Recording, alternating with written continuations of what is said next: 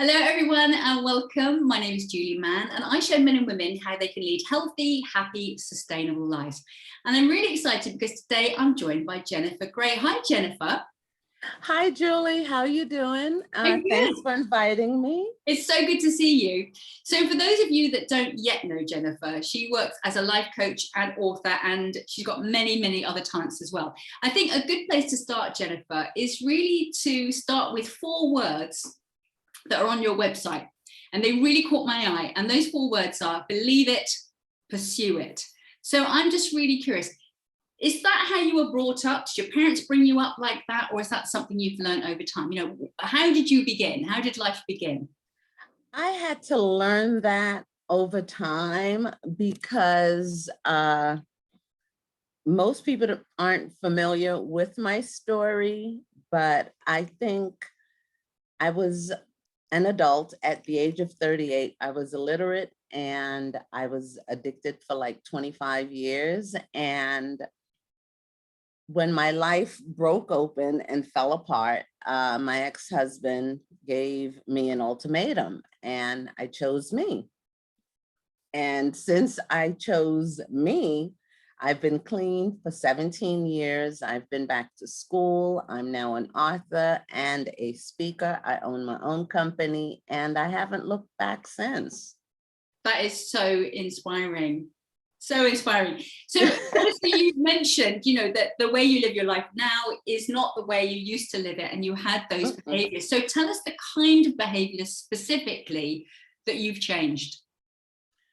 Well, basically, I've learned a lot of self-awareness. And when I say self-awareness, in order to continue to evolve as a human being and to become my best self, and so that I can continue to shine brightly and I can appreciate others' light, I had to learn what my triggers were, what set me off. I had to learn I can't be jealous of other people. I had to learn to celebrate them and honor them. I've learned humility, gratitude, persistence. I've learned that every person is on their own journey in life, and we all experience things in a different way, but we belong because we exist. And because we exist, I have to learn to honor every human being. I can't judge them. I can't be critical of them. You understand? And I sit down and I'm saying to myself, if like this is only one planet, one human race, one set of people, like how do we learn to appreciate the differences in other people and still accept ourselves and love ourselves unconditionally? And I realized that we can't do the comparison kind of thing. Yeah, I love what you just said. And you also said that we have to, or you have to. And I think that we don't have to. It is a choice. And clearly you've chosen to live life the way you have. And that is the way that, you know, I'm choosing to live as well. But I guess we always have that choice, don't we? You can carry on. I mean, the behaviors that you had, you briefly mentioned that you were addicted. What were you addicted to? Cocaine. So how did that, you know, what was life like, Jennifer? Oh my God. When you, okay, you know, give us a snapshot of that. Well, basically, let's see. I think I started what was the gateway drug? The gateway narcotic for me, I think, was marijuana. And then I was introduced to cocaine in my teens during it, like in the 80s. And then it went from cocaine to crack. And that was it was in the community because that was what was in the community. And basically, it was everywhere. Like when I say everywhere, it was everywhere and everyone was doing it. And, but when I got clean, I didn't go to a rehab. I didn't check into a facility. I just chose myself and my life. What was the moment then when you made that decision? Can you remember it? My sister was having a procedure, and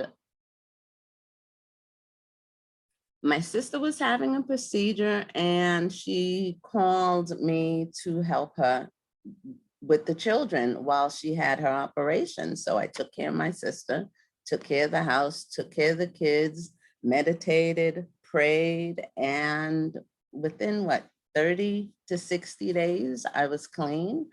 And it was time for me to go back to that life that I was living with my ex-husband at the time. It was abusive. He was an addict and an alcoholic. And we were clean at one point, and then we weren't clean at another point. It was like an off again, on again kind of thing. It was really violent, very abusive, and I got sick, like literally physically ill, to the point that I started vomiting, hyperventilating, and I looked at him, looked at the house, looked at everything, and realized I did not want to continue living like that. And it took him, almost 7 to 9 years to get clean after me and him split. But I saw my own death, because when I say it was violent and it was abusive, it was just, when you're in addiction, you find yourself in situations and places and things. And I remember one time, this is how I knew that God had his hand on me. I was in a spot somewhere, and they raided the place, and everyone went to jail except for me. The police officer looked at me and asked me, "What are you doing here?" And I looked, and all I heard was, "Go home." So I went home, and I think another time I was in my addiction, and I ended up being raped at gunpoint, robbed at gunpoint. And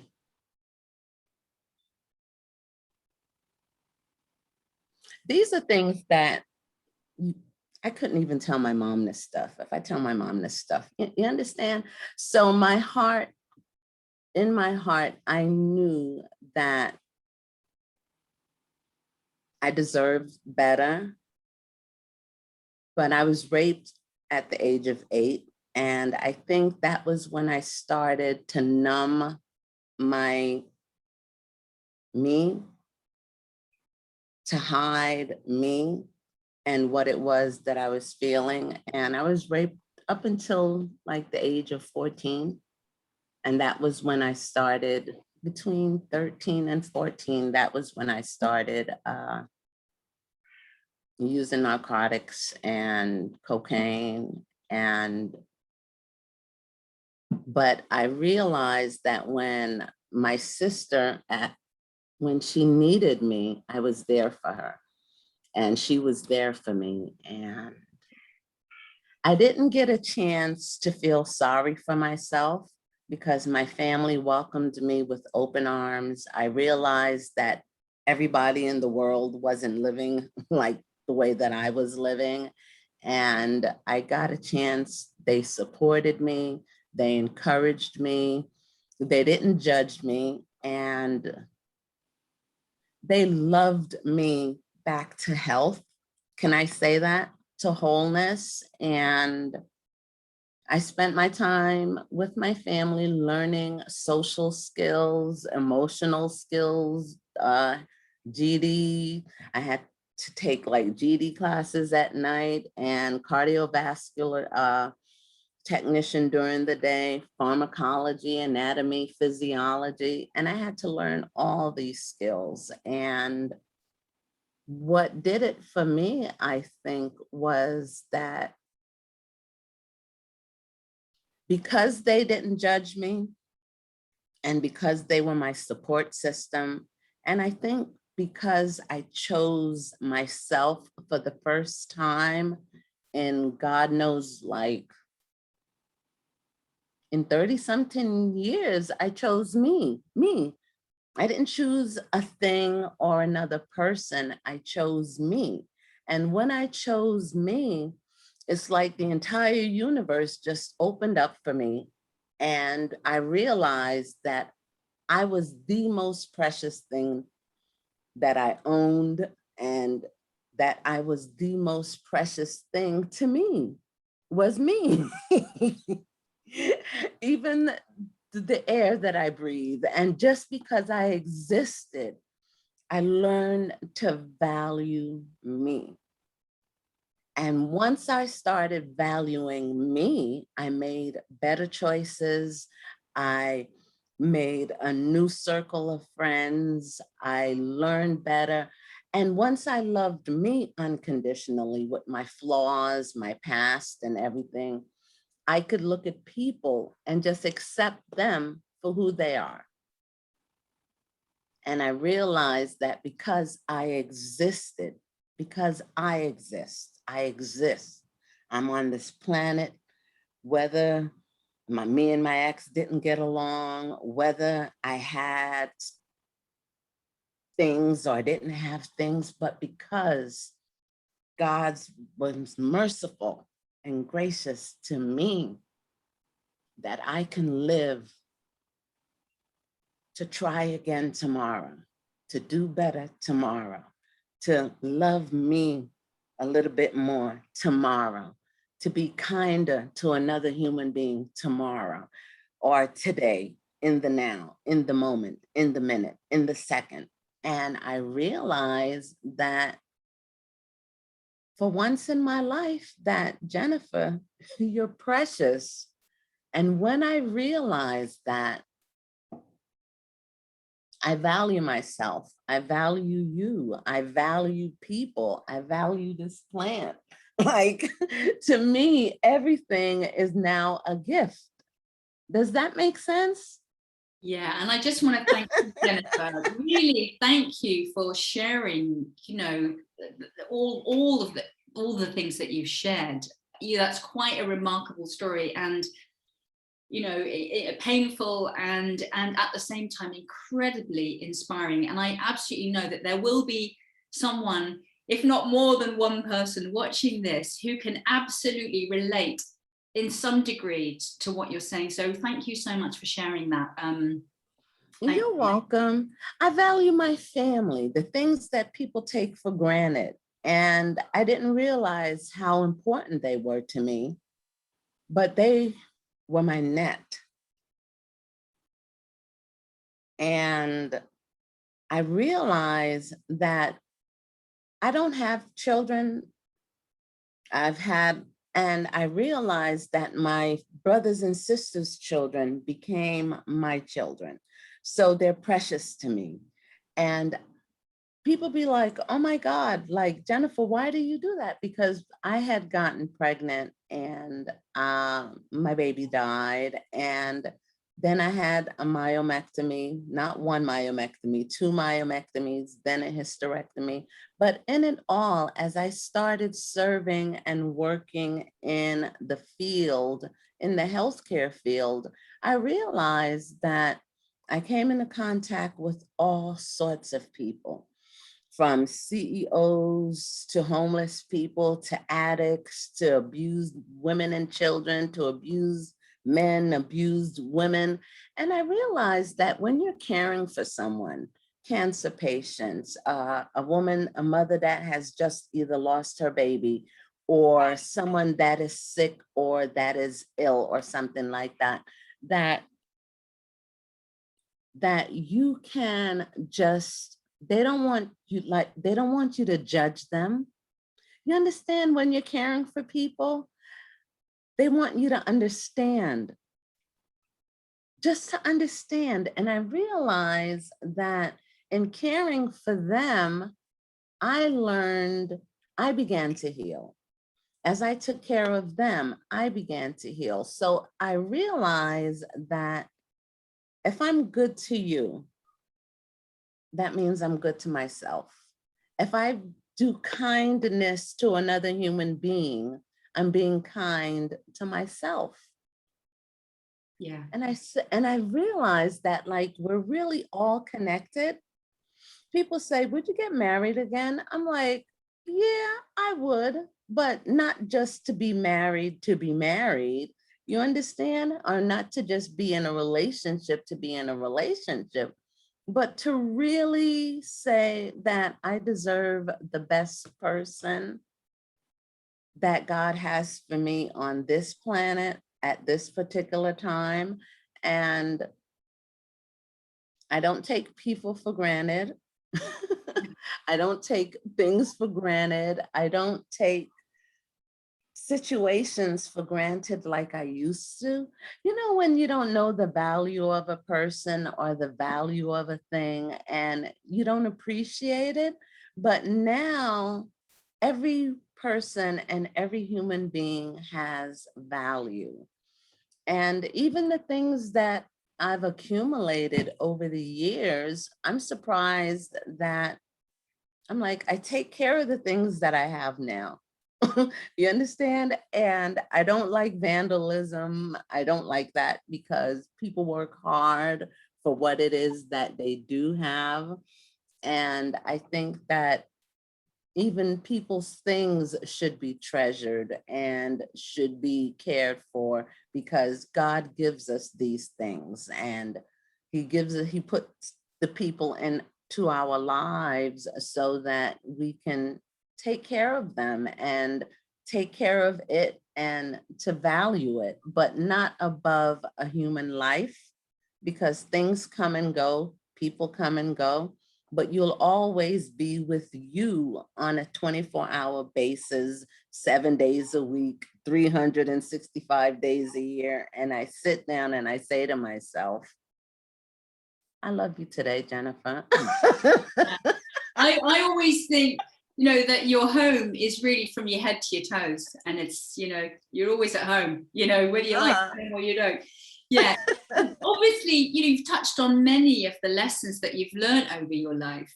What would you say was the biggest lesson, looking back, the biggest lesson? The biggest lesson, I think,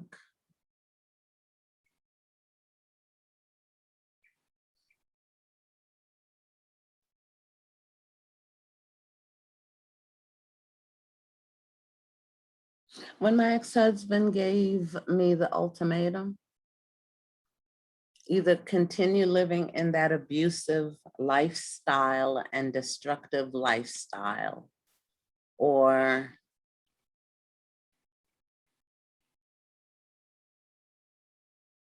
a chance at a better life. And I think that was the biggest lesson. Mm-hmm. That was the biggest lesson because if I would have stayed, I wouldn't have been clean for 17 years. I would have missed spending time with my family. I would have missed all the growing up of the children and being loved. I would have missed all of that. I guess as well, it's possible that you might not even be alive if you'd have carried on living that life. So I know that obviously, you work with many, many different people, and I'm sure might be someone watching who has got addictive behavior. Is there any advice that you would give someone who is really struggling right now with something they're addicted to, and actually they're really wanting to change something, but they don't know how to do that? A lot of people think it's easy. It's not. I make it look easy, but it's not. It is. I remember I had like, what do they call drug dreams for years. to me, those were my nightmares, those were my demons. And I would see myself either in that situation, either using again or picking up again. And I realized that every time I was either going to be facing a new challenge or a new challenge, that, okay, how am I going to handle this? How am I processing my emotions? Am I reacting or am I responding? And I started to really critique my own self. You understand? Because you can't run from everything in life. You can't. And so how do you move forward when you face either a new challenge or something new that either you don't understand? And I realized that every time I was facing something, I had to learn to process my emotions, whether it was fear, anxiety, insecurity, or the unknown. And I had to really realize that, okay, is it the fear of fight or flight thing? Is it fear of success? Is it fear of failure? Is it fear of not being good enough? What is it that I'm feeling? And I literally put my own self under the microscope and examined me, and I actually understood when it comes to certain things that, okay, Jennifer, you deal with certain things this way and you deal with certain things that way. So because I realized that one day sober and clean was better than any day that I spent inebriated or intoxicated or anything like that. And I started to appreciation. And then I started to appreciate my own sobriety. And I was lonely for a long time. I had to get a new circle of friends. When I say a new circle of friends, because they have narcotics everywhere. And I mean everywhere. I remember one time I moved to Virginia and went to Washington. They had narcotics there too. And I ended up picking up there. And I realized that you have to look at certain habits. What is that habit? When something challenges you or you feel a certain way, whether it's anger, joy, happiness, fear, what is your first response? If you feel insecure, what is your first response? And I realized that my responses were, I didn't feel worthy. And because I didn't feel worthy, I acted like I wasn't worthy.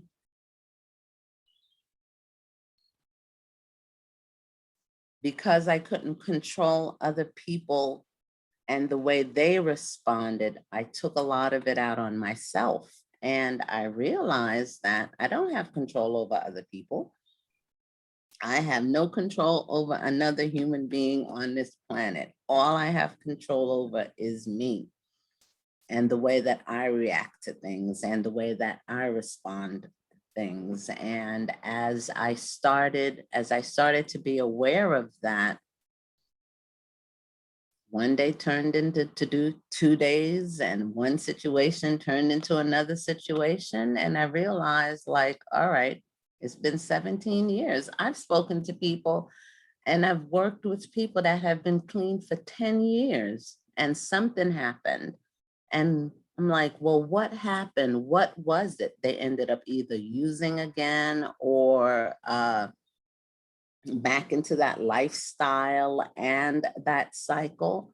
And it's all about the way that you process what it is that you're feeling. How are you feeling? How do we process our emotions because God's given us these emotions for a reason, but how are we responding with what it is that we're feeling? And I realized that, okay, unconditional love for me or unconditional love for oneself is the first place to start. And probably the most challenging as well. It is, Yeah. because listen, I've spoken to some people and I'm saying to themselves, like, I've always liked me, but because of what other people think about me or the way that they view me, I didn't like me.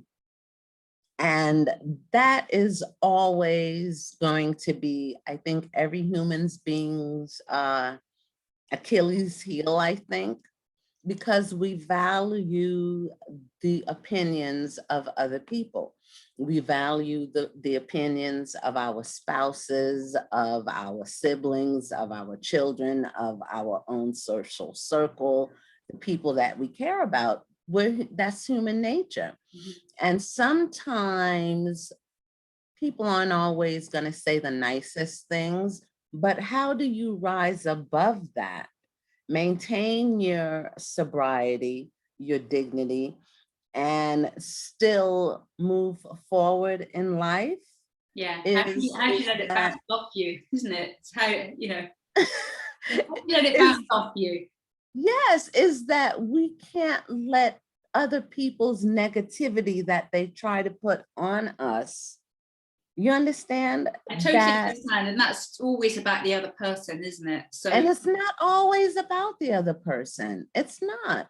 And I sit down and I say to myself, like, there's going to be many things. I had to learn the word no. I had to learn boundaries. I had to learn it's okay for me to like different things. And because I'm a diverse person, you know, I like diversity. And I realized that that's okay too. Yeah. You've written 3 books. What was the process of writing like for you? The first book was very lethargic because I had to deal with bitterness, forgiveness, unforgiveness, fear, self-confidence, and I had to live these things. And as I lived it, just remembering the shame that was attached to me, because the life, I guess because of I grew up in a violent, volatile household. And my sister always says to me, it's 6 of us. And she goes, oh my God, Jennifer, she's the baby and I'm the oldest. And she goes, oh my God, it's like you 3 lived in a different household than we did. And I sit down and I had to remember all those things. And when you start reliving that stuff, so that you don't fall back into the trap of repeating that cycle, I started writing. And as I wrote, I had to just really just feel it, release, feel it, and then release it. Brilliant. So in a nutshell, Jennifer, who do you work with and why do you think someone would work with you specifically? Well, because I'm non-judgmental. And because I'm non-judgmental, I understand.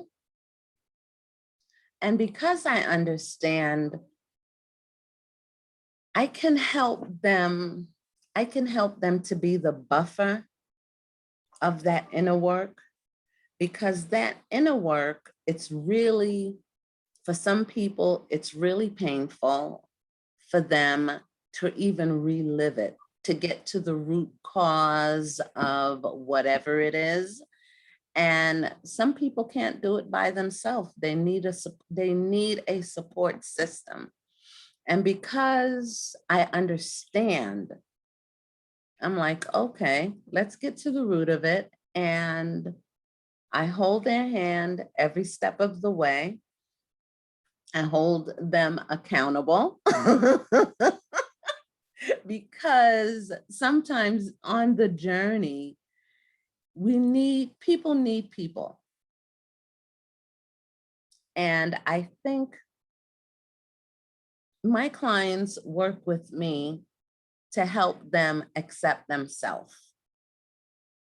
Yeah, and let's You face know it. how hard that is? Well, absolutely, Some because I've been people. through that journey myself, many years of not really accepting who I was. But the great thing about a coach, of course, is that a coach always yes, has your back, yes, is cheering you on, yes, will hold your hand through the difficult stuff, but also is gonna see the blind spots. Because let's face it, if we could work it out ourselves, we would work it out ourselves. But we don't see what it is that's blocking us, do we? So having a coach for anything that we do that we've never done before, I think is a really smart idea. So what do you do, Jennifer, when you're not working? When I'm not working, I do my podcast. I do my podcast and I try to network. I do a lot of network online. And now that the country's opening up, I've been to several networking events. And I try to market myself, get new clients, and just live the best life that I can, because what else is there to do? We're still in the midst of a pandemic. I think it's so important to just live our best life, whatever that looks like. Yeah, every day is different. Of all the things that you've done in your life, and you have had a remarkable life and overcome some extraordinary things, what are you most proud of?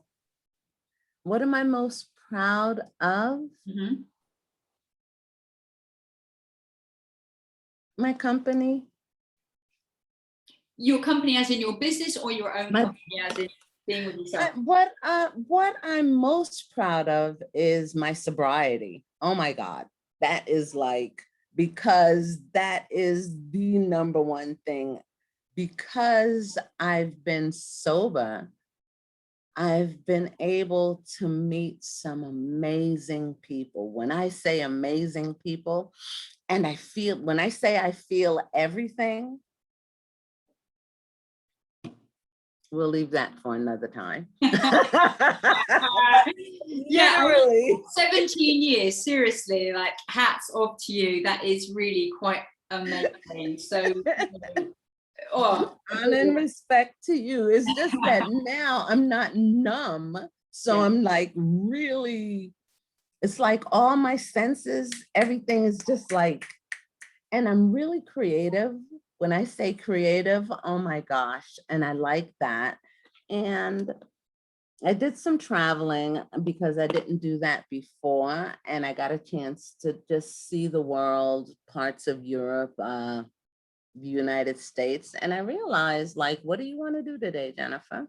So whatever it is I want to do, if I sit down and think about it long enough, I just get up and do it. Love it. Love that. So one final question, Jennifer. When you're no longer on this planet, how would you like people to remember you? I love people, but I never gave up on myself. And I see the best in everyone because there's good in every single human being. There really is. The same way that negative energy is contagious, believe it or not, positive energy is just as contagious. And we as human beings, we have such infinite possibilities that we can do if we just allow ourselves to take yourself out of the box and to take the limits off of ourselves, I think. Brilliant. I absolutely love that. So everybody, please just go down below the video and check out Jennifer's links and get in touch. Can't even speak. Get in touch. So Jennifer, thank you so much for talking to us today. Thank you. I always do this. One love, everyone. Julie, we love you.